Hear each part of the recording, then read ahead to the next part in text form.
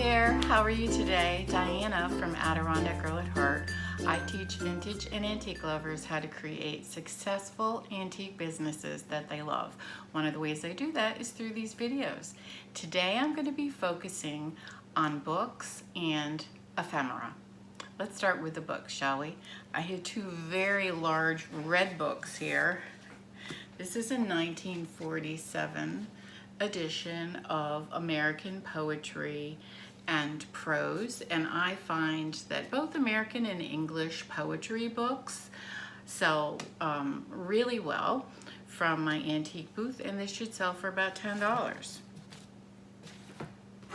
It costs $1. I try not to spend more than $1 on books because I have a little bit of a book fetish and I have a lot of them unsold. In other words, taking up space and waiting to be sold. So I try to limit myself. This one was also $1, so I couldn't pass it up. It's a 1960 edition of the Holy Bible. It's a Catholic Bible, which is a little bit different from the Protestant Bible, and it should sell for about $15.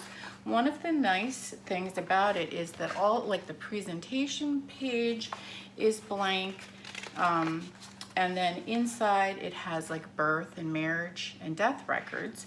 So somebody could potentially buy this for themselves to use as an heirloom, or it could be used for crafting. I know that sounds terrible, but the typography is, I think, really beautiful. The page colors are starting to turn slightly off-white, and it has a few plates inside of different artwork.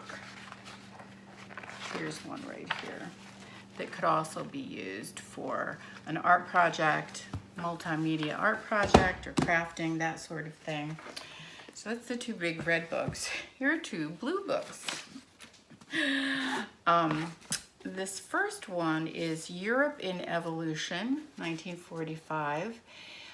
Historical books have a lot of appeal to a lot of different buyers. This one actually, because it's blue, would look great in a stack for decorating, and it cost 50 cents, and I would price it at about $4 or $5. Not a huge money maker, but I will stack them in my antique booth with a third blue book like that. And this one is called The 10 Commandments, and it's a novel. Mostly bought it for 50 cents because of its blue binding. 1924, did I say that? I think I did. Anyway, this would sell for about $4 or $5. I like to have elements like that in my booth because I think they look attractive. Stacks of books and that sort of thing. Now, a specific category of book that I like to pick up whenever I see them for $1 or thereabouts are regional coffee table sort of books. This one isn't that big, but I live near the Hudson River, so anything Hudson River I will pick up. I did pay $1 for it. Hudson River Pilot, it is a 2001 book, and it should sell for about $10. And then here's a second regional book. This is from 1983. It's not a first edition. The dust jacket is a little wrecked. It's like it has all these creases in it, but the Hudson River and its painters, this is all about the Hudson River School of Painting, and it should sell for about $12. So that's the last of the books that I have. I want to show you three more pieces. Two are these postcards, vintage postcards that contain images related to whatever the topic is. So this is Niagara Falls, and these were given to me, but they sell for about $3 to $4. Here's the second one. This is a little, that was from the 1970s, I would guess. This one is from the 1950s. You can tell because of the postage stamp. And it's the Black Hills of South Dakota. So again, $3 to $4 for those. Last find I'm super happy with, and that is this set of Audubon prints. This container is in bad shape, but I'm gonna sell the prints individually. I would date this to about, this has a real like 1970s look to me. But the images, of course, these are Roger Tory Peterson. No, these are Audubon. Oh my gosh, what am I talking about? These are Audubon prints.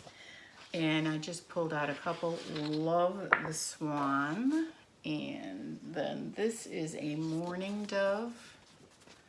It's beautiful, beautiful. This is a Florida jay.